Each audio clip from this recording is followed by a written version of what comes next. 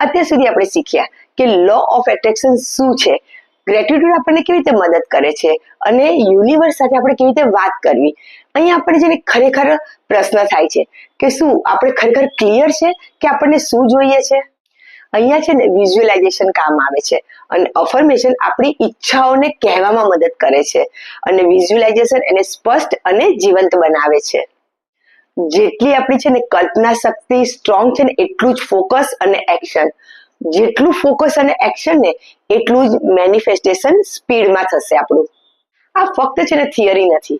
MS Dhoni પણ પોતાની match પહેલા એ પોતાની મેચની જીતને જીવંત જોતા હતા.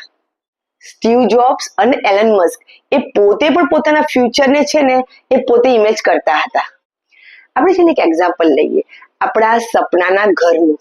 હવે આપણે શું કરવાની છે, આંખો બંધ કરવાની છે અને કલ્પના કરવાની છે કે હું મારા સપનાના ઘરની બહાર ઊભી છું, એનો દરવાજો કેવો છે, દરવાજો ખોલીને આપણે અંદર જઈએ છીએ, આપણે આપણા સપનાના ઘરમાં અંદર આપણો બેડરૂમ જોઈએ છે, આપણો પૂજા રૂમ કેવો છે, ફર્નિચર કેવું છે, કિચન કેવું છે, એ બધું જ આપણે છે ને મસ્ત કલ્પના કરવાની છે અને પછી કહેવાનું છે કે વાવ, મને મારા સપનાનું ઘર મળી ગયું છે.